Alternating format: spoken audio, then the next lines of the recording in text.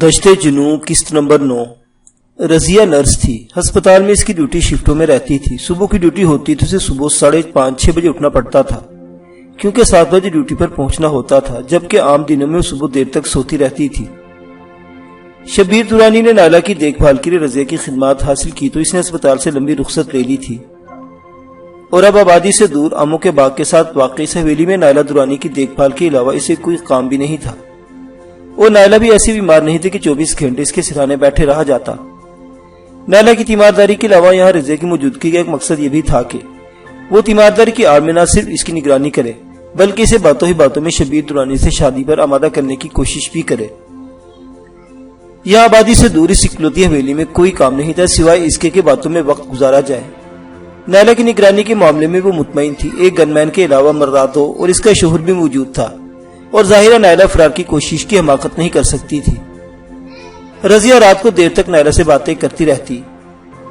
اس رات بھی وہ دیر تک باتیں کرتی رہی تھی، اور جب جمائی آنے لگی تو اٹھ کر اپنے کمرے میں چلی آئی تھی۔ اپنے بستر پر لیٹنے کے کچھ ہی دیر بعد وہ نیند کی آغوش میں پہنچ چکی تھی۔ وہ جب سے اس حویلی میں آئی تھی عام طور پر صبح 8 بجے اٹھ جایا کرتی تھی۔ آنکھ کھلتے ہی سے مرادوں سے بیڈ ٹی مل جایا کرتی تھی۔ اس روز بھی اس کی آنکھ ٹھیک 8 بجے کھل گئی، لیکن خلاف توقع اس کے پلنگ کے ساتھ چھوٹی میز پر چائے کا کپ نہیں تھا۔ مرادو شاید چائے لانا بھول گئی تھی، یا اسے ابھی پتہ نہیں چلا کہ وہ جاگ گئی ہے۔ اس نے مرادو کو آواز دی لیکن کوئی جواب نہیں ملا۔ دوسری آواز پر بھی خاموشی رہی۔ رضیہ نے پلنگ سے اتر کر سلیپر پہنے اور چادر اوڑھتے ہوئے کمرے سے باہر آ گئی۔ راہداری سے گزرتے ہوئے بھی وہ مرادو کو آوازیں دے رہی تھی۔ اس کا خیال تھا کہ مرادو باورچی خانے میں ہوگی۔ وہ برآمدے سے ہوتی باورچی خانے میں آ گئی، لیکن یہاں کوئی نہیں تھا۔ باورچی خانے میں تو ایسے آثار بھی نہیں تھے کہ یہ تھوڑی دیر پہلے مرادو یہاں آئی ہوگی۔ چولہا بھی ٹھنڈا تھا اور کھورے میں چائے کے جھوٹے برتن بھی پڑے تھے۔ یہ برتن غالباً رات ہی کے تھے۔ رضیہ باورچی خانے سے نکل آئی اور برآمدے میں کھڑے ہو کر ادھر ادھر دیکھنے لگی۔ بخشو بھی نظر نہیں آ رہا تھا۔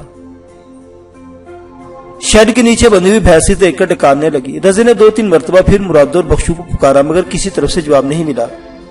وہ تیز تیز قدم اٹھاتی ہوئی اندر آ گئی۔ مرادو کے کمرے کا دروازہ کھلا ہوا تھا۔ اس نے جھانک کر دیکھا، کمرہ خالی تھا۔ دفعتاً اس کے ذہن میں ایک عجیب سا خیال آیا۔ وہ نائلہ والے کمرے کے سامنے آ گئی۔ دروازے پر تالا لگا ہوا تھا۔ اس نے دروازہ کھٹکھٹا کر نائلہ کو آواز دی، مگر اندر سے کوئی جواب نہیں ملا۔ وہ دوڑتی ہوئی اپنے کمرے میں آئی۔ اس نے اپنے اور نائلہ کے بیچ والے کمرے کا دروازہ کھولنے کی کوشش کی، مگر نائلہ کی طرف سے دروازے میں کنڈا لگا ہوا تھا۔ اس نے دروازہ زور زور سے دھڑدھڑایا، آوازیں بھی دی، مگر کوئی جواب نہیں ملا۔ رضیہ کی پریشانی بڑھ رہی تھی۔ اپنے کمرے سے نکل کر دوڑتی ہوئی ایک بار پھر مرادو والے کمرے میں آ گئی۔ اس طرف سے بھی نائلہ کے کمرے کا ایک دروازہ تھا، اور یہ دروازہ کھلا ہوا تھا۔ نائلہ کے کمرے میں جھانکتے ہی رضیہ کا دماغ بھگ سے اڑ گیا۔ کمرہ خالی تھا۔ رضیہ دوڑتی ہوئی برآمدے میں آ گئی۔ مرادو، بخشو، نائلہ، کہاں ہو تم لوگ؟ وہ زور زور سے پکارنے لگی، مگر کسی طرف سے کوئی جواب نہیں ملا۔ رضیہ کے چہرے پر ہوائیاں سی اڑنے لگی۔ عجیب و غریب خیالات اس کے ذہن میں ابھرنے لگے۔ دفعتاً اسے بابر کا خیال آ گیا۔ وہ زور زور سے بابر کو پکارنے لگی، مگر جواب میں خاموشی رہی۔ اس کی نظریں حویلی کے گیٹ کی طرف اٹھ گئی۔ گیٹ تھوڑا سا کھلا ہوا تھا۔ وہ تیز تیز قدم اٹھاتی ہوئی گیٹ سے باہر آ گئی۔ گیٹ کے دائیں طرف بابر دیوار کے ساتھ ٹیک لگائے نیم دراز تھا۔ اس کا سر سینے پر جھکا ہوا تھا، گن اس کی گود میں پڑی تھی، اور بابر کھیل کر کے خراٹے سنائی دے رہے تھے۔ بابر، بابر! رضیہ نے بابر کو کندھوں سے پکڑ کر زور سے جھنجھوڑ ڈالا۔ اٹھو بابر، تم یہاں خراٹے لے رہے ہو؟ نائلہ بی بی حویلی سے غائب ہو گئی ہے۔ مگر رضیہ کے جھنجھوڑنے یا چیخنے کا بابر پر کوئی اثر نہیں ہوا۔ رضیہ کے لیے صورتحال بڑی خطرناک ہو گئی تھی۔ اسے سمجھنے میں دیر نہیں لگی کہ نائلہ بھاگ گئی، اور شاید ہی نہیں بلکہ یقیناً مرادو اور بخشو نے بھاگنے میں اس کی مدد کی تھی، اور وہ دونوں بھی اس کے ساتھ ہی بھاگ گئے تھے۔ 1-2 رات پہلے بابر نے مرادو کی عزت پر ہاتھ ڈالنے کی کوشش کی، تو ہو سکتا ہے مرادو اور بخشو نے بابر سے انتقام لینے کے لیے نائلہ کو حویلی سے بھاگنے میں مدد دی ہو۔ نائلہ بھی درانی خاندان ہی کی فرد تھی۔ اس کے پاس بھی دولت کی کمی نہیں تھی۔ ممکن ہے اسے مرادو اور بخشو کو کوئی بڑا لالچ بھی دیا ہو، لیکن ان کی اس حرکت سے رضیہ کی جان پر بنائی تھی۔ اسے بابر پر بھی شدید غصہ آ رہا تھا، جس کے جھنجھوڑنے کے باوجود خراٹے لے رہا تھا۔ رضیہ کا دل چاہتا تھا کہ رائفل اٹھائے اور اس کی تمام گولیاں بابر کے سینے میں اتار دے۔ یکایک رضیہ کے ذہن میں خیال آیا کہ بابر نشے میں تو نہیں۔ وہ دوڑ کر اندر سے پانی کا جگ اٹھا لائی۔ پہلے تو وہ بابر کے منہ پر چھینٹیں مارتی رہی، پھر اس نے پورا جگ اس کے منہ پر اڈیل دیا۔ بابر کسنس آیا، بڑبڑاتا رہا، مگر ہوش میں نہیں آیا۔ رضیہ کے حواس جواب دے رہے تھے۔ شبیر درانی کا خوف اس کے ذہن پر طاری تھا۔ یہ دوسرا موقع تھا کہ نائلہ کی کسل مندی سے اور اس کی کسٹڈی سے نائلہ بھاگ نکلی تھی۔ پہلی مرتبہ نائلہ ہسپتال سے بھاگی تھی تو رضیہ کو فرائض غفلت برتنے کے الزام میں معطل کر دیا گیا تھا، مگر بعد میں شبیر درانی کی سفارش پر اسے دوبارہ ملازمت پر بحال کر دیا گیا تھا۔ آج کل وہ اسپتال سے چھٹی پر تھی، مگر شبیر درانی نے اس کی خدمات کے لیے بڑا بھاری معاوضہ ادا کیا تھا۔ رضیہ پر بدحواسی اور خوف طاری تھا۔ وہ کبھی حویلی کے اندر آ جاتی، کبھی باہر آ کر بابر کو ہوش میں لانے کی کوشش کرتی۔ اس نے بابر کا منہ بھی سونگا تھا مگر شراب کی بو نہیں آئی تھی۔ پتہ نہیں اس نے کس قسم کا نشہ کیا تھا کہ ہوش میں آنے کا نام ہی نہیں لے رہا تھا۔ دفعتاً ایک اور خیال اس کے ذہن میں ابھرا۔ بخشو افیون کھانے کا عادی تھا، کہیں ایسا تو نہیں کہ انہوں نے چائے یا دودھ میں بابر کو بھی افیون دے دی ہو۔ رضیہ کے سمجھ میں نہیں آ رہا تھا کہ وہ کیا کرے۔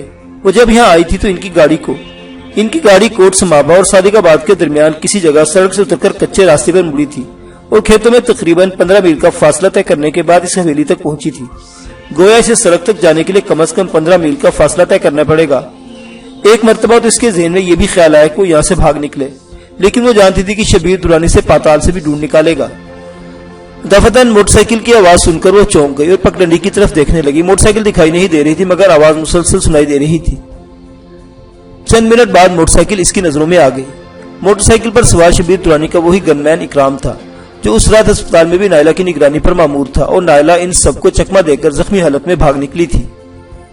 کیا بات ہے، تم یہاں کیوں کھڑی ہو اور اسے کیا ہوا؟ اکرام نے موٹر سائیکل کو سٹینڈ پر کھڑا کرتے ہوئے پوچھا۔ بابر کو اس طرح دیکھ کر اس کی آنکھوں میں تشویش ابھر آئی تھی۔ شاید نشے میں بہت کوشش کر چکی، ہوش میں نہیں آ رہا، رضیہ نے جواب دیا۔ اور نائلہ کہاں؟ اکرام نے پوچھا۔ وہ بھاگ گئی، مراد اور بخشو بھی بھاگ گئے، رضیہ نے ہکلاتے ہوئے بتایا۔ اس کے چہرے پر خوف کے سائے گہرے ہو گئے تھے۔ انہوں نے شاید بابر کو دودھ یا چائے میں افیون کھلا کر بے ہوش کر دیا تھا۔ میں اپنے کمرے میں سو رہی تھی، یہ لوگ آدھی رات کے بعد کسی وقت بھاگے ہیں۔ اکرم بابر کو ہوش میں لانے کی کوشش کرنے لگا۔ بابر مزید آدھے گھنٹے بعد ہوش میں آ سکا تھا۔ وہ بھی بہکی سی باتیں کر رہا تھا، لیکن جب اسے پتا چلا کہ نائلہ مراد اور بخشو کے ساتھ حویلی سے بھاگ گئی ہے تو اس کا سارا نشہ حرن ہو گیا۔ اکرم اسی وقت موٹر سائیکل پر سوار ہو کر تیز رفتاری سے شہر کی طرف روانہ ہو گیا اور بابر کھیتوں میں ادھر ادھر دوڑنے لگا۔ اس کا خیال تھا کہ ہو سکتا ہے کہ صبح اٹھتا ہی نائلہ کسی فطری تقاضے کے تحت کھیتوں میں گئی ہو، مرادو اور بخشو اس کے ساتھ ہوں، مگر اس کا یہ خیال ہی احمقانہ تھا۔ دوپہر سے پہلے شبیر درانی پہنچ گئے، اس کے ساتھ کئی آدمی تھے۔ رضیہ سے صورتحال جاننے کے بعد ان آدمیوں کو نائلہ وغیرہ کی تلاش میں ادھر ادھر دوڑا دیا گیا اور بابر کو اس کی غفلت کی سزا دینے کے لیے ایک درخت سے الٹا لٹکا دیا گیا۔ ایک آدمی اس کے برہنہ جس پر بیت کی چھڑی سے پٹائی کر رہا تھا۔ یہ منظر دیکھ کر راضیہ کانپ اٹھی۔ تمہیں ڈرنے کی ضرورت نہیں، اگر نائلہ بھاگ گئی ہے جس میں تمہارا کیا قصور؟ قصور تو اس حرامزادے کا ہے جس کی غفلت نے نائلہ کو بھاگنے کا موقع ملا۔ یقین کرو نائلہ بچ کر نہیں جا سکے گی، وہ جلدی یہاں واپس پہنچ جائے گی۔ آؤ تم اندر چلو۔ شبیر درانی نے رضیہ کے کندھے پر ہاتھ رکھ دیا اور اس کے ساتھ حویلی کے گیٹ کی طرف چلنے لگا۔ کندھے پر شبیر درانی کے ہاتھ کا دباؤ رضیہ اپنے پورے جسم میں سنسنی کی لہریں دوڑتی محسوس کرنے لگی۔ شبیر درانی سے کمرے میں لے اور دروازہ بند کر دیا۔ بیٹھو، میں تم سے ایک ضروری بات کرنا چاہتا ہوں۔ شبیر نے اسے پکڑ کر چارپائی پر بٹھا دیا اور خود بھی ساتھ ہی بیٹھ گیا۔ اب اس کا ہاتھ رضیہ کے کندھے سے پھسل کر کمر پر آ گیا تھا۔ رضیہ کے پورے بدن میں سنسناہٹ سی ہو رہی تھی۔ اس نے سرک کر پیچھے ہٹنا چاہا مگر شبیر نے اسے کھینچ کر اپنے ساتھ لپٹا لیا۔ تمہیں خوفزدہ ہونے کی ضرورت نہیں، شبیر درانی نے کہا۔ نائلہ بھاگ گئی تو کوئی بات نہیں، وہ پہلے بھی بھاگی تھی تو پکڑی گئی تھی۔ اب بھی مجھے یقین ہے کہ وہ زیادہ سے زیادہ 2 دن بعد پھر یہاں ہوگی۔ تم جانتی ہو کہ نائلہ درانی کروڑوں کی جائیداد اور دولت کی واحد وارث ہے اور میں اس کی یہ دولت حاصل کرنا چاہتا ہوں۔ اور تم جانتی ہو کہ دولت میں کتنی کشش ہوتی ہے، اس سے دنیا کی ہر چیز خریدی جا سکتی ہے۔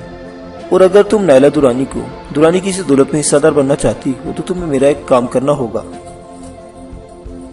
رضیہ کی پشت پر شبیر درانی کا ہاتھ مسلسل حرکت کر رہا تھا۔ وہ اپنے بدن میں سنسنی کی لہریں سی دوڑتی ہوئی محسوس کر رہی تھی۔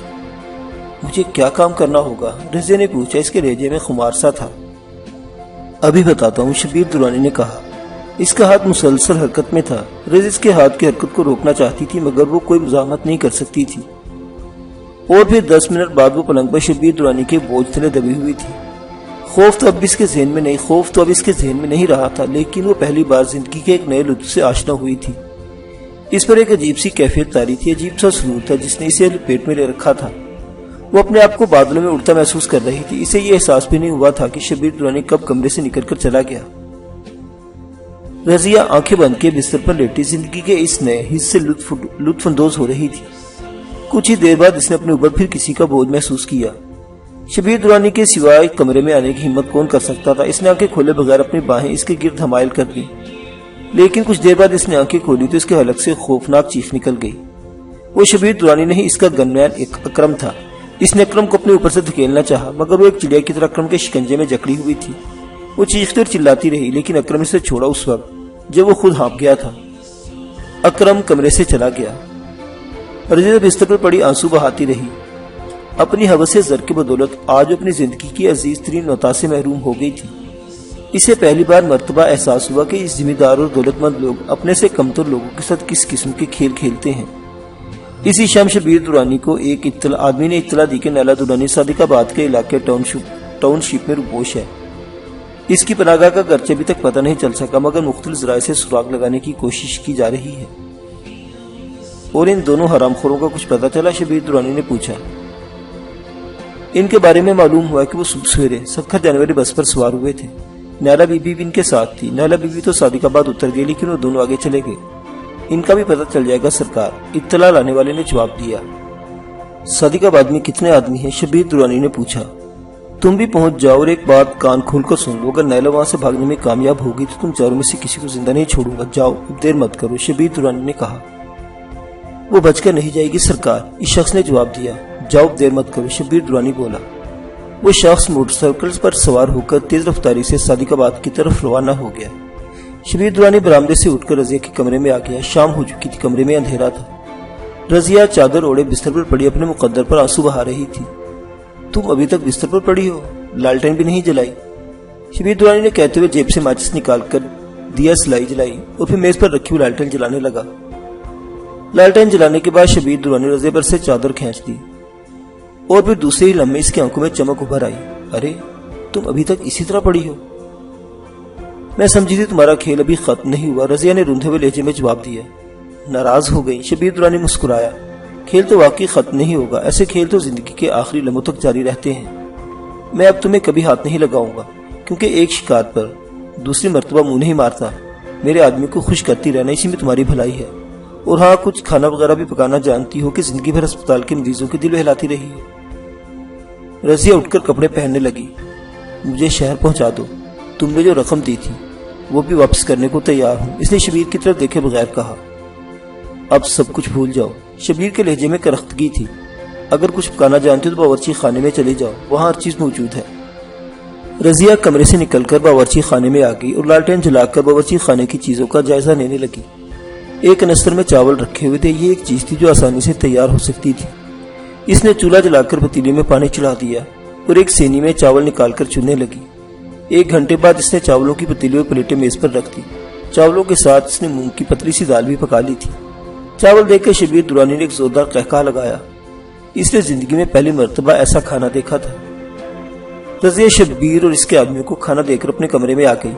وہ ایک بار پھر اپنے مقدر پر آنسو بہا رہی تھی۔ بابر کی سزا بھی معاف کر دی گئی تھی۔ وہ ساتھ والے کمرے میں چارپائی پڑا تھا، اس کی کراہوں کی آوازیں رضیہ کی سماعت سے ٹکرا رہی تھی۔ رضیہ کو اب خوب اچھی طرح اندازہ ہو گیا تھا کہ یہ دولت مند اور ذمہ دار لوگ اپنے وفاداروں کو بھی نہیں بخشتے۔ وہ تو مالکوں کے لیے جان تک کی بازی لگا دیتے ہیں اور مالک ان کی معمولی غلطیوں پر ان کی کھال تک ادھیڑ دیتے ہیں۔ بابر کی مثال تو اس کے سامنے تھی۔ رضیہ اپنے بارے میں سوچ رہی تھی۔ وہ بھی شبیر درانی کے شکنجے میں پھنس چکی تھی اور اس جیسے لوگوں کے شکنجوں میں پھنسنے والوں کو زندگی بھر رہائی نہیں مل سکتی۔ وہ بھی اب شبیر کے شکنجے سے رہائی کا تصور نہیں کر سکتی تھی۔ ویسے بھی شبیر درانی نے اسے کہیں اور جانے کے قابل نہیں چھوڑا تھا، اب اسے زندگی بھر انہی کے ہاتھوں کا کھلونا بن کر رہنا تھا۔ رضیہ کو یکایک نیلا درانی کا خیال آ گیا۔ غیر متوقع طور پر اس کے دل میں نیلا کی ہمدردی پیدا ہو گئی اور وہ دل میں دعا مانگنے لگی کہ نیلا ان کے ہاتھ نہ لگے۔ ویسے اس نے فوری طور پر فیصلہ کر لیا تھا کہ اگر نیلا ان کے ہاتھ لگ بھی گئی تو وہ نیلا کی مدد کرے گی۔ شبیر درانی سے اپنی زندگی کی بربادی کا انتقام لینے کا یہی ایک طریقہ تھا۔ یہ سب کچھ سوچتے ہوئے اسے اطمینان کا احساس ہوا اور اس کا دل سکون پذیر ہوتا چلا گیا۔ پچھلی رات کا چاند نکل آیا تھا۔ ٹوٹے پھوٹے فرنیچر سے لگا ہوا سوزوکی ٹرک شہر کی بیرونی سڑک پر دوڑتا ہوا ہائی وے پر آ گیا۔ بھاگلا کی طرف مڑنے والی سڑک ذرا آگے تھی، اس لیے سوزوکی کچھ فاصلہ ہائی وے پر ہی طے کرنا پڑا، لیکن تقریباً 100 گز کا فاصلہ طے کرنے کے بعد پولیس نے اسے روک لیا۔ اوئے، کون ہو تم؟ اس وقت یہ سامان کہاں لے جا رہے ہو؟ چوری کا تو نہیں؟ ایک پولیس والے نے کہا۔ وہ 2 پولیس والے تھے اور دونوں کے پاس رائفلیں تھی۔ کباڑی کا سامان ہے سرکار، ٹوٹا پھوٹا فرنیچر، ڈرائیور نے جواب دیا۔ چیک کراؤ، اس کے نیچے کچھ اور تو نہیں؟ ہمیں ایک لڑکی کی تلاش ہے، وہ قتل کر کے بھاگی ہوئی ہے، پولیس والے نے کہا۔ فرنیچر کے نیچے چھپی ہوئی نیلا درانی کو سینے میں اپنا سانس رکتا ہوا محسوس ہونے لگا۔ وہ سوچ رہی تھی کہ اگر پولیس والوں نے سامان اتروا لیا تو وہ بے موت ماری جائے گی۔ قاتل لڑکی؟ ڈرائیور ہکلایا۔ توبہ کرے سنتری بادشاہ، ہمارا ایسے لوگوں سے کیا واسطہ؟ میں تو غریب کباڑیا ہوں، ٹوٹا پھوٹا فرنیچر خریدتا ہوں اور مرمت کر کے بیچ دیتا ہوں، 4 پیسے مل جاتے ہیں۔ مگر اس وقت آدھی رات کے بعد یہ مال کہاں سے لا رہے ہو؟ سپاہی نے پوچھا۔ رحیم یار خان سے جی، گاڑی خراب ہو گئی تھی، کئی گھنٹے رکنا پڑا، میرے تو بیوی بچے بھی پریشان ہو رہے ہوں گے، اور آپ سامان اتارنے کو کہہ رہے ہیں؟ میرے نکے نکے بچوں پر ترس کھاؤ سنتری بادشاہ۔ ڈرائیور نے کہتے ہوئے 50 کا نوٹ جیب سے نکال کر سنتری کی مٹھی میں دبا دیا۔ چل جا، کیا یاد کرے گا، معاف کیا تجھے، سنتری نے نوٹ دیکھتے ہوئے کہا۔ ڈرائیور نے گاڑی میں بیٹھ کر انجن سٹارٹ کر دیا اور گاڑی ایک جھٹکے سے آگے بڑھ گئی۔ نائلہ کے منہ سے گہرا سانس نکل گیا۔ سوزوکی کچھ دیر تک مین روڈ پر دوڑتی رہی، پھر ایک کچی سڑک پر مڑ گئی۔ راستہ ناہموار ہونے کی وجہ سے نائلہ درانی کو بری طرح جھٹکے لگ رہے تھے، اور پھر ایک زوردار جھٹکا لگنے سے ایک دوسرے کے اوپر سے اٹکا ہوا فرنیچر نیچے گرا اور نائلہ ایک میز کے نیچے دب گئی۔ اس کے منہ سے بے اختیار چیخیں نکلنے لگی۔ ڈرائیور نے چیخوں کی آواز سن کر سوزوکی روک لی اور نیچے اتر آیا۔ اس مرتبہ بہرحال اسے اوپر کا فرنیچر اتارنا پڑا۔ نائلہ کے لیے جگہ بنانے کے بعد اس نے دوبارہ فرنیچر لاد دیا اور سوزوکی آگے روانہ ہو گئی۔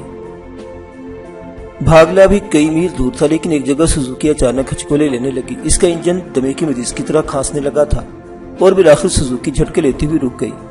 ڈرائیور نیچے اتر گیا اور اپنی سیٹ اٹھا کر ٹارچ کی روشنی میں انجن کا جائزہ لینے لگا۔ پھر سوزوکی کے پچھلے حصے میں کھٹ پٹ کی آواز سن کر پیچھے آ گیا۔ آرام سے بیٹھی رہو بی بی، پلگ کا تار نکل گیا، ابھی ٹھیک ہو جائے گا، ڈرائیور نے کہا اور دوبارہ آگے انجن درست کرنے لگا، جس میں 5 منٹ لگے۔ سوزوکی ایک بار پھر چل پڑی۔ اس مرتبہ وہ کہیں نہیں رکی۔ بھاگلا سے گزرتے ہوئے کچھ کتوں نے ان کا تعاقب کیا، مگر وہ سوزوکی چلتی رہی۔ اب ان کا رخ خیر گڑھ کی طرف تھا۔ اس طرح وہ خیر گڑھ سے ہوتے ہوئے رحیم یار خان سے میلوں دور کا چکر لگا کر ڈرائیور فورٹ پہنچ جاتے۔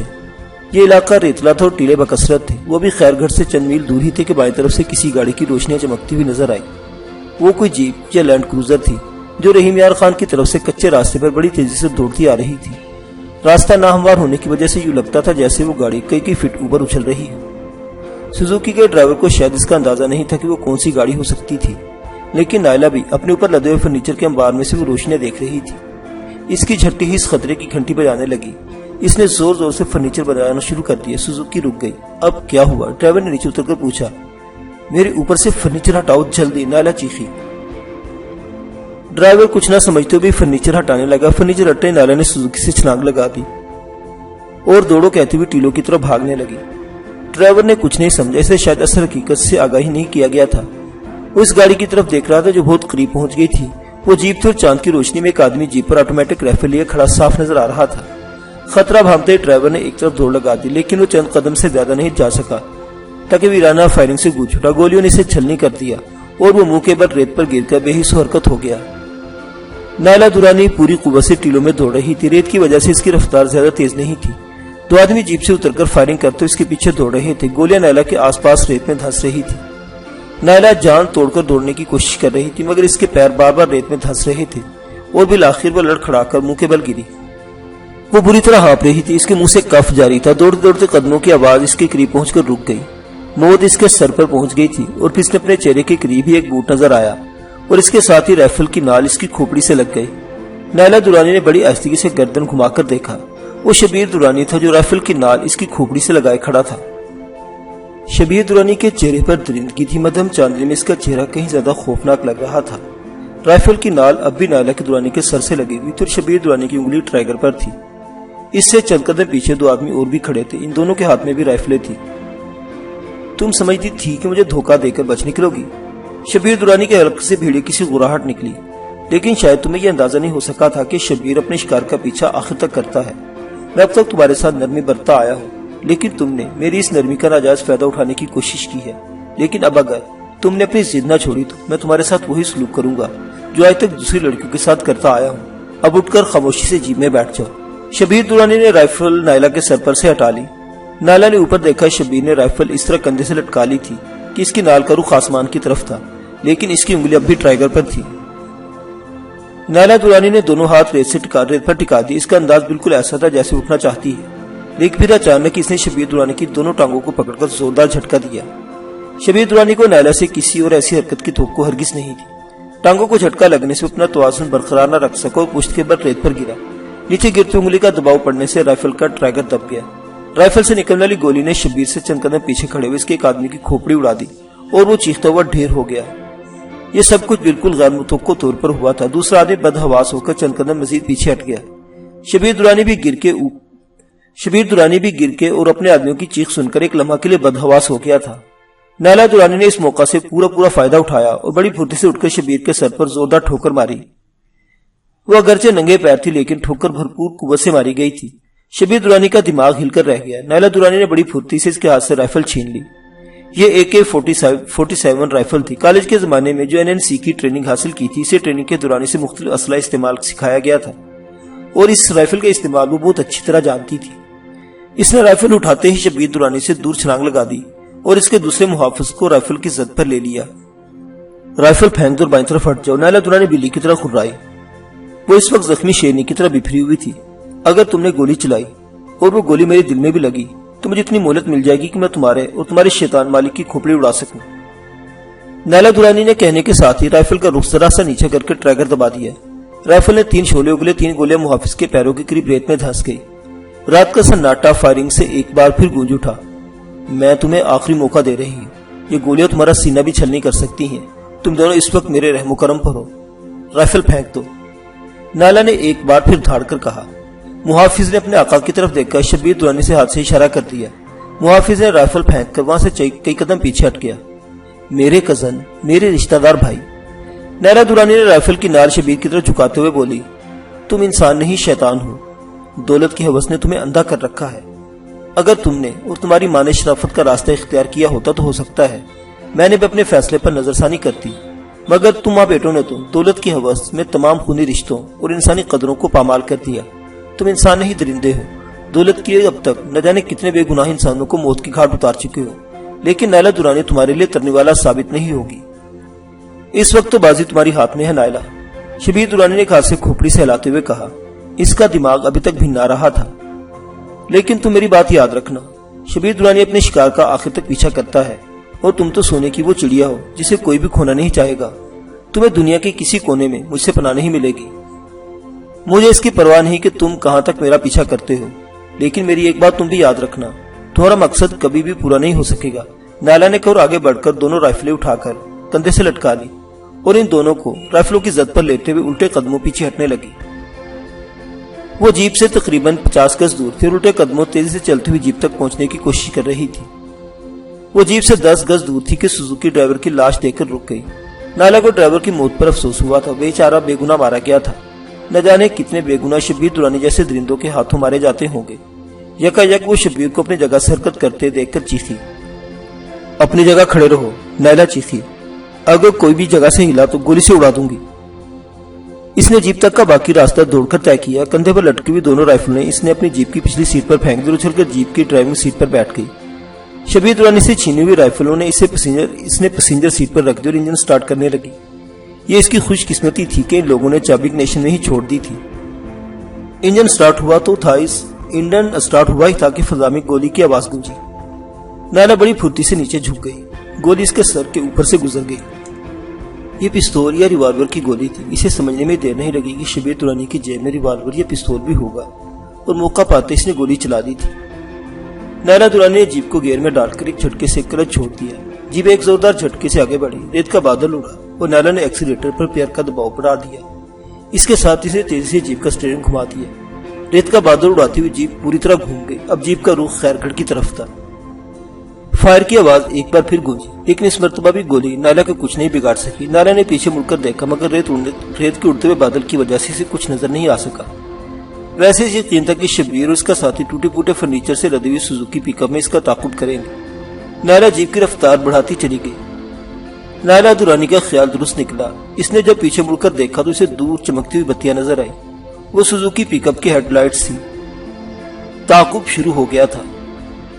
نائلہ درانی نے جیپ کی تمام بتیاں بجھا دی اور رفتار مزید بڑھا دی۔ سوزوکی پک اپ کے بارے میں وہ جان چکی تھی کہ اس کا انجن درست نہیں تھا اور اس کی رفتار بھی زیادہ تیز نہیں تھی۔ وہ جیپ کی رفتار بڑھا کر زیادہ سے زیادہ فاصلہ حائل کر لینا چاہتی تھی۔ مدھم چاندنی میں سڑک صاف نظر آ رہی تھی۔ خیرگڑھ ابھی کئی میل دور تھا، لیکن وہ خیرگڑھ نہیں جانا چاہتی تھی۔ اب اس نے فیصلہ تبدیل کر دیا تھا۔ اب وہ دراوڑ قلعے کی طرف نہیں جانا چاہتی تھی۔ اگر چولستان میں وہ راستہ بھٹک گئی تو صحرا میں پھنس کر رہ جائے گی۔ ویسے بھی اپنے دشمنوں کی نظروں میں آ گئی تھی اور طویل راستہ اختیار کرنے کی ضرورت نہیں تھی۔ اب اس نے بہتر یہی سمجھا تھا کہ خیر گڑھ سے پہلے ہی باغ و بہار نامی قصبے کی طرف مڑ جائے۔ باغ و بہار سے پکی سڑک خانپور تک چلی گئی تھی۔ خانپور میں بھی اس کی ایک دوست رہتی تھی۔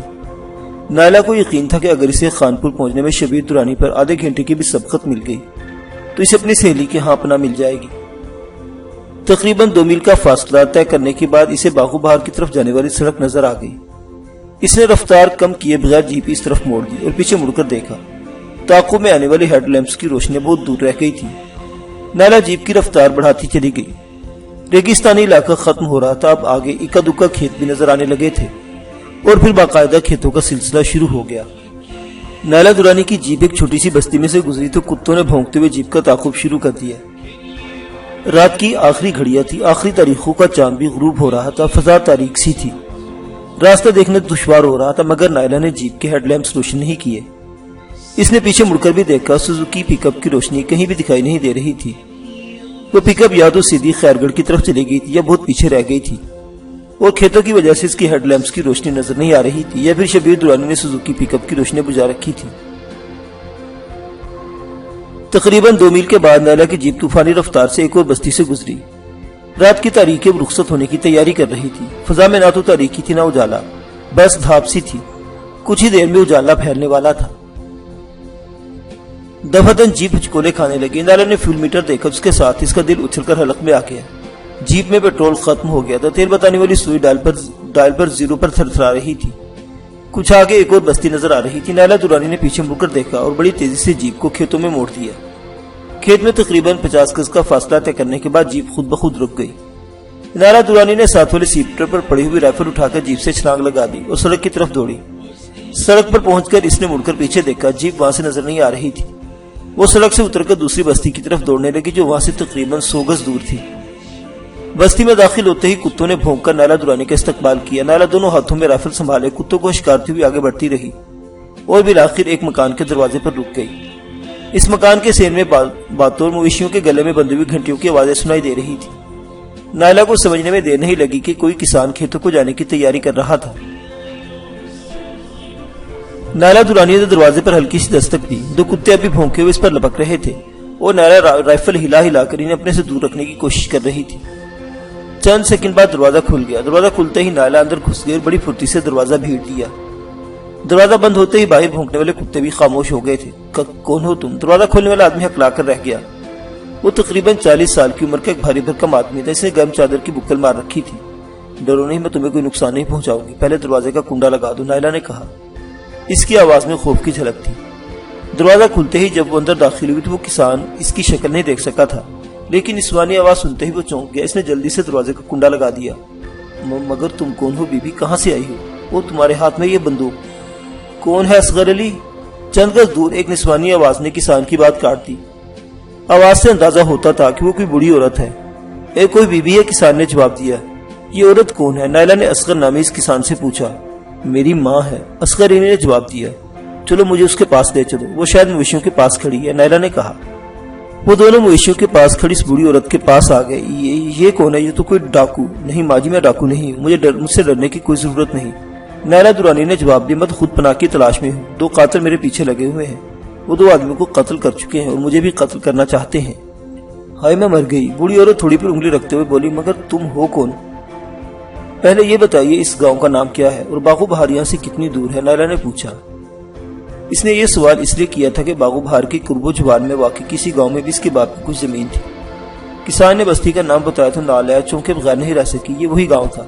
اس گاؤں کے کئی گھر ان کے مزارے تھے لیکن وہ خود یہاں کبھی نہیں آئی تھی۔ اس گاؤں کی کچھ زمین اس کی پھوپھی حسینہ بیگم کی بھی ملکیت تھی۔ تمہاری اپنی زمین ہے؟ نائلہ نے پوچھا۔ وہ کوئی بات کرنے سے پہلے یہ تسلی کر لینا چاہتی تھی کہ اصغر علی انہی کا مزارہ تھا، یہ شبیر درانی کا نہیں، ہم درانی صاحب کے مزارے ہیں۔ ہمارا بالک بہت اچھا آدمی تھا، اس کے انتقال کے بعد اس کے خاندان پر تو قیامت ٹوٹ پڑی ہے۔ اس کی جوان بیٹی چھپتی پھر رہی ہے، سنا ہے اس نے کئی آدمی قتل کیے ہیں اور اس کی پھوپھی کا بیٹا بھی اسے تلاش کرتا پھر رہا ہے، سنا ہے وہ پولیس سے ملا ہوا ہے، اصغر علی نے جواب دیا۔ شبیر درانی کے بارے میں تم نے ٹھیک ہی سنا ہے، لیکن یہ جھوٹا کہ تمہارے مرحوم مالک کی بیٹی نے کوئی بڑا جرم کیا ہے۔ میں ہی تمہارے مرحوم مالک کی بیٹی نائلہ درانی ہوں اور اپنی جان بچانے کے لیے چھپتی پھر رہی ہوں۔ شبیر درانی اب بھی میرے تعاقب میں ہے، میں اس کی قید سے بھاگی ہوں۔ مجھے پکڑنے کی کوشش میں وہ 2-3 گھنٹے پہلے 2 آدمی کو قتل کر چکا ہے اور مجھے بھی قتل کرنا چاہتا ہے۔ مجھے پناہ چاہیے۔ اصغر علی اور اس کی ماں کے رونگٹے کھڑے ہو گئے۔ ان کے مرحوم مالک کی بیٹی ان کے سامنے تھی۔ اس پر کئی آدمیوں کے قتل کا الزام تھا۔ پولیس اس کی تلاش میں تھی اور شبیر درانی بھی شکاری کتے کی طرح اس کے پیچھے لگا ہوا تھا۔ کل صبح ہی تو اس کے آدمی نائلہ کو تلاش کرتے ہوئے اس طرف آئے تھے۔ اس بستی کے لوگ شبیر درانی کو بھی اچھی طرح جانتے تھے۔ وہ کبھی کبھار جب بھی اس گاؤں میں آتا تو گاؤں کے لوگ اپنی جوان بیٹیوں کو گھروں میں چھپا لیتے اور بہو بیٹیوں کو اس وقت تک گھر کی چاردیواری سے باہر نہ نکلنے دیتے جب تک شبیر درانی واپس نہ چلا جاتا۔ اس سے پہلے کہ اصغر علی یا اس کی ماں کچھ کہتی، خاموش فضا میں اللہ اکبر کی آواز بلند ہوئی۔ گاؤں کی چھوٹی سی مسجد کا بوڑھا مولوی گاؤں کے لوگوں کو اللہ کے گھر آنے کی دعوت دے رہا تھا۔ اندر آ جاؤ بیٹی، اصغر علی کی ماں نے کہا۔ میرا نام فاطمہ ہے۔ اللہ بخشے تمہارے والد جب بھی یہاں آیا کرتے تھے ان کے لیے کھانا وغیرہ میں ہی پکاتی تھی۔ آؤ اندر آ جاؤ۔ وہ نائلہ درانی کو ایک کمرے میں لے آئے جہاں ایک چھلنگا سی چارپائی پر ایک عورت سوئی ہوئی تھی۔ لالٹین کی روشنی میں اس کے چہرے کو دیکھ کر اندازہ لگایا جا سکتا تھا کہ اس کی عمر 30-32 سال کے لگ بھگ کہیں ہوگی۔ اس نے لحاف اوڑھا ہوا تھا مگر نائلہ صاف طور پر محسوس کر سکتی تھی کہ وہ عنقریب ماں بننے والی ہے۔ یہ میری بہو ہے، بوڑھی فاطمہ نے کہا۔ اصغر علی کی شادی کو 12 برس ہو گئے ہیں۔ اللہ نے پہلی بار بھاگ لگایا ہے، پورے دنوں سے ہے۔ بیٹی دعا کرو اللہ خیریت سے وہ وقت لائے۔ اللہ خیر ہی کرے گا، نائلہ نے کہا اور چند لمحوں کی خاموشی کے بعد بولی۔ میں شبیر درانی کی جیپ چھین کر بھاگی ہوں۔ یہ رائفل بھی اسے چھینی ہے۔ جیپ میں پیٹرول ختم ہو گیا تھا جسے میں نے سڑک کی دوسری طرف کھیتوں میں چھپا دیا ہے۔ وہ اپنے آدمی کے ساتھ ایک اور گاڑی میں میرا پیچھا کر رہا ہے۔ اور اگر نائلہ نے اچانک خاموش ہو گئی اور کوئی آواز سننے کی کوشش کرنے لگی۔ اس کا خیال درست نکلا، وہ کسی گاڑی کی آواز تھی جو غالباً تیز رفتاری سے بستی کے قریب سڑک سے گزر گئی تھی۔ اگر انہوں نے جیپ تلاش کر لی تو انہیں یقین ہو جائے گا کہ تم اس گاؤں کے کسی گھر میں چھپی ہو۔ کل اس کے آدمی اعلان کر کے گئے تھے کہ اگر کسی نے تمہیں پناہ دی تو گھر کو آگ لگا دی جائے گی، فاطمہ نے کہا۔ نائلہ درانی اس کی بات کا مطلب سمجھ گئی، گویا فاطمہ یہ کہنا چاہتی تھی کہ وہ یہاں سے چلی جائے۔ نائلہ کے دل پر ایک گھونسا سا لگا، اپنی زمین اس کے لیے پناہ کی کوئی جگہ نہیں تھی۔ باغ و بہار یہاں سے کتنی دور ہے؟ نائلہ نے پوچھا۔ 4 میل، فاطمہ نے جواب دیا، لیکن تم پیدل وہاں تک نہیں جا سکتی۔ میں وہاں تک جانے کے لیے تمہارا بندوبست کر دیتی ہوں، اس میں خطرہ تو ہمارے لیے بھی ہے مگر ہم نے تمہارے باپ کا نمک کھایا ہے۔ آؤ تم میری چارپائی پر لیٹ جاؤ اور اصغر علی تم ریڑے میں گھوڑی جوتو، جلدی کرو۔ اس نے آخری الفاظ اپنے بیٹے کو مخاطب کر کے کہے تھے۔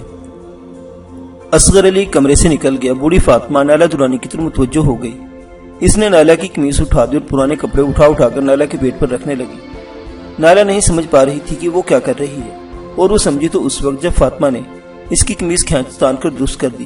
اپنی حیت دیکھ کر نائلہ کو بھی شرم آئی۔ اس کا پھولا ہوا پیٹ دیکھ کر کہا جا سکتا تھا کہ جیسے وہ بھی ماں بننے والی ہو اور پورے دن سوئے۔ چند منٹ بعد اصغر علی کمرے میں آ گیا۔ ریڑا تیار ہو گیا ہے ماں، اس نے کہا، پھر نائلہ کو دیکھ کر چونک گیا۔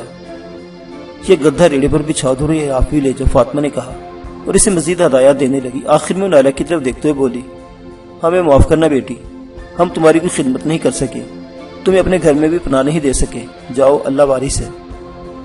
نائلہ اصغر علی کے ساتھ کمرے سے باہر آ گئی۔ اس نے فاطمہ کی دی ہوئی چادر خوب اچھی طرح اوڑھ لی تھی۔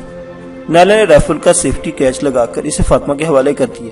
اسے کہیں چھپا دینا، کسی کی نظروں میں نہ آئے، اس نے کہا۔ تم اس کی فکر مت کرو، میں چھپا دوں گی، فاطمہ نے کہتے ہوئے اس کے ہاتھ سے رائفل لے لی۔ اصغر علی ریڑے پر گدا بچھا کر لحاف رکھ چکا تھا۔ نائلہ نے گدے پر لیٹ کر لحاف اوڑھ لیا اور اپنا چہرہ چادر میں چھپا لیا۔ اصغر علی نے بھی ریڑے پر سواروں کو گھوڑی کی لگام سنبھال لی۔ بوڑھی فاطمہ نے پچھلی طرف کا گیٹ کھول دیا۔ اصغر علی نے گھوڑی ہانک دی۔ گاؤں سے نکل کر سڑک پر آتے ہی گھوڑی کو چابک گسیت کر دیا اور گھوڑی سڑک پر سر پر دوڑنے لگی۔ سڑک ناہموار ہونے کی وجہ سے نائلہ کو بری طرح جھٹکے لگ رہے تھے مگر وہ برداشت کرتی رہی۔ باغ و بہار تقریباً 1 میل دور رہ گیا تھا کہ تانگے کی رفتار ہلکی ہو گئی اور بالآخر تانگا رک گیا۔ سڑک پر وہی سوزوکی پک اپ کھڑی تھی۔ اس کا فرنیچر غالباً کہیں پھینک دیا گیا تھا، لیکن سوزوکی پر شبیر درانی نہیں تھا بلکہ اس محافظ کے ساتھ ایک اور آدمی تھا جس نے کندھے پر رائفل لٹکا رکھی تھی۔ وہ کون ہے تو اور یہ کون ہے؟ ایک بھاری آواز سنائی دی۔ نائلہ درانی کا دل اچھل کر حلق میں آ گیا۔ اس نے چہرہ چادر میں چھپا رکھا تھا اور لحاف بھی اوڑھ رکھا تھا۔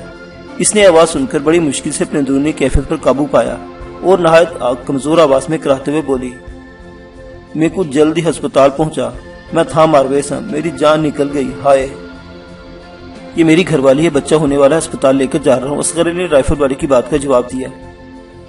اس شخص نے آگے بڑھ کر اچانک ہی نائلہ کے اوپر سے لحاف کھینچ دیا۔ یہ غنیمت تھا کہ اس کے چہرے سے چادر نہیں ہٹی تھی۔ ٹوٹ پینا کیڑا ہے تو زنانیوں کو یوں دیکھتا ہے، تیری ماں بہن کہہ نہیں؟ نائلہ درانی نے انتہائی خوفزدہ ہونے کے باوجود بڑی اچھی اداکاری کر رہی تھی۔ اس کی آواز میں کرب کا حقیقی رنگ جھلک رہا تھا۔ میں کچھ جلدی لے چل، ہائے ہائے میں مر گئی۔ رائفل والا نے نائلہ درانی کا پھولا ہوا پیٹ دیکھا اور اس پر لحاف دوبارہ اوپر کھینچ دیا۔ اسے جلدی ہسپتال لے جا کے راستے میں نہ نبڑ جائے۔ اور ہاں، ادھر تم نے کوئی جیپ تو نہیں دیکھی عورت چلا رہی تھی؟ نہیں جی، مجھے اپنا ہوش نہیں، اصغر علی نے جواب دیا۔ نائلہ درانی بدستور کرا رہی تھی۔ مقام شکر یہ تھا کہ اس شخص نے چادر کھینچ کے اس کا چہرہ دیکھنے کی کوشش نہیں کی تھی۔ اصغر علی نے گھوڑی ہانک دی۔ ریڑا ایک بار پھر تیزی سے سڑک پر دوڑنے لگا۔ ریڑے کو باغ و بہار کی بیرونی چنگی پر ایک بار پھر رکنا پڑا۔ اس وقت بھی نائلہ درانی نے کرانا شروع کر دیا، لیکن اس مرتبہ کسی نے اس کے جسم پر سے لحاف ہٹانے کی کوشش نہیں کی۔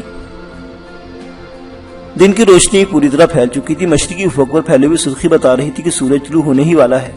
قصبے کے بازاروں میں لوگوں کی آمد و رفت شروع ہو چکی تھی۔ اصغر علی نے عقل مندی سے یہ کی کہ سیدھا لاری اڈے پر جانے کی بجائے ریڑے کو مختلف سڑکوں پر گھماتا ہوا خانپور روڈ پر آ گیا۔ قصبے سے باہر آ کے ریڑا سڑک کے کنارے روک دیا۔ نائلہ درانی کی طرف منہ پھیر کر بولا، اب اٹھ جاؤ نائلہ بی بی، اب کوئی خطرہ نہیں۔ نائلہ درانی اٹھ کر بیٹھ گئی۔ اس کے چہرے پر خوف کی زردی تھی، لیکن اپنے آپ کو محفوظ پا کر اس کے ہونٹوں پر خفیف سی مسکراہٹ آ گئی۔ میں کس زبان سے تمہارا شکریہ ادا کروں اصغر علی، وہ بولی۔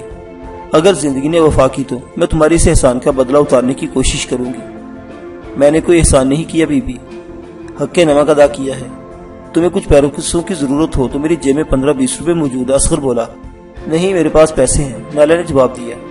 اس نے چادر کے اندر قمیض کے گلے میں ہاتھ ڈال کر سلطانہ کی دیے پیسے نکال لیے اور 500 کا ایک نوٹ زبردستی اس کے ہاتھ میں تھماتے ہوئے بولی، رکھ لو، تمہیں ضرورت پڑے گی۔ میں کس نے اپنے منشی تک یہ پیغام پہنچا دوں گی کہ وہ تم لوگوں کا خیال رکھے۔ خانپور جانے والی بس آ رہی ہے، میرا سہارا لے کر ریڑے سے اتر جاؤ۔ اصغر علی کہتے ہوئے ریڑے سے اتر آیا۔ وہ پھر نائلہ کو سہارا دے کر اس طرح ریڑے سے اتارنے لگا جیسے واقعی وہ حاملہ ہو۔